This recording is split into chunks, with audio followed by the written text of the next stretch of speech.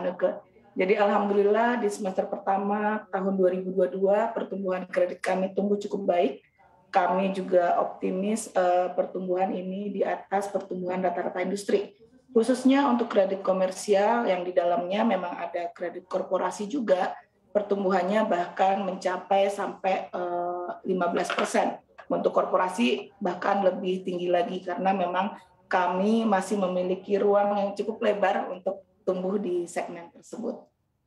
Baik, seberapa besar subsektor perkebunan berkontribusi terhadap outstanding kredit di semester 1 2022 ini? Kalau untuk perkebunan yang merupakan bagian dari sektor pertanian, kami ada di kisaran 5%. Memang tidak begitu banyak, namun ini juga merupakan eksposur yang cukup signifikan dan juga cukup terasa pertumbuhannya, terutama di semester pertama di 2022. Baik, kalau kita berkaca terhadap apa yang dikatakan ekonom, banyak juga yang memprediksi kalau harga komoditas ini akan semakin volatil di semester 2 tahun 2022 ini. Lalu seperti apa mitigasi risiko yang mungkin sudah disiapkan oleh BJB di saat kita lihat inflasi ini masih akan terus meningkat ke depannya, diiringi juga dengan tren harga komoditas yang volatil? Oke, karena kami melihat bahwa namanya komoditas ini tentunya memiliki pola yang cukup unik, yaitu volatilitas harga.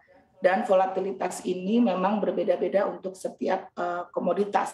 Namun pola ini sebetulnya juga sudah terbaca dalam periode yang cukup panjang, sehingga kami bisa cukup detail untuk membaca pola tersebut untuk memproyeksikan apakah ini pergerakannya akan terus turun atau bahkan juga naik. Dari sisi harga tentunya itu yang kita coba lakukan mitigasi untuk memproyeksikan harga tersebut. Namun dari sisi penyaluran kreditnya tentunya kita mitigasi dengan pemberian kredit yang berdasarkan pada harga komoditas tersebut. Misalnya ketika kita membiayai komoditas tertentu di bidang pertambangan atau pertanian, tentunya kita akan menghitung kalaupun ada pergerakan harga ada range tertentu yang cukup kita yakini tidak akan keluar dari batas tersebut. Nah, dasar perhitungan harga itulah yang kita gunakan untuk memberikan kredit. Dan terkait dengan inflasi, tentunya ini akan berpengaruh, ujungnya adalah kepada daya beli masyarakat, yang kami melihat tentu ini akan juga mempengaruhi penyaluran kredit perbankan. Tapi di sisi lain, sekarang ini kami juga melihat sudah mulai terasa pertumbuhan atau geliat ekonomi, terutama di daerah, karena memang selama pandemi beberapa proyek itu tertunda. Jadi keseimbangan antara naiknya inflasi, turunnya daya beli, namun di sisi lain juga ada beberapa proyek yang sudah bergerak ini membuat kami cukup yakin bahwa pertumbuhan kredit di 2022 ini akan cukup baik dan sesuai dengan target yang telah kami tetapkan. Dan kami pun juga mengantisipasi dengan pemberian kredit yang lebih agresif di semester pertama 2002 kemarin untuk mengantisipasi hal-hal tersebut di semester 2. Baik, pola seperti apa yang dibaca untuk komoditas di sektor perkebunan dari BJB? Karena kami banyaknya main di komoditas ini, terutama di komoditas pertanian, dan juga ada beberapa di komoditas pertambangan, tentunya supply dan demand ini juga cukup berpengaruh. Dan kami dalam melakukan pembiayaan itu, kami juga melihat dari sisi kebutuhan pasarnya dan juga dari sisi supply-nya, karena kebetulan kami juga cukup agresif membiayai di level petani atau peternak. Nah, ini yang kami coba kaitkan dengan mengamankan alur kredit atau pembiayaan itu mulai dari sisi hulunya dan juga sisi hilirnya.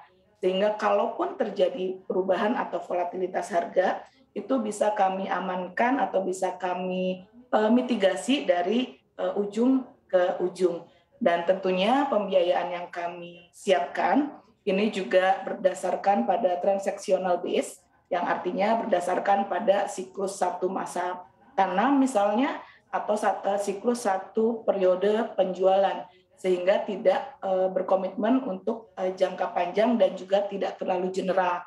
Dan cara ini terbukti cukup efektif karena dari sisi kualitas kredit kami justru mencatatkan kualitas kredit yang lebih baik dibandingkan periode sebelumnya. Baik, apakah ada target tertentu dari BJB untuk pembiayaan di sektor perkebunan untuk semester 2 2022 ini? Kami akan melihat ke arah potensi pasar yang ada, karena memang perkebunan ini cukup, ya marketnya cukup tidak terlalu luas ya. Jadi apa yang ada di pasar kami akan terus ikuti.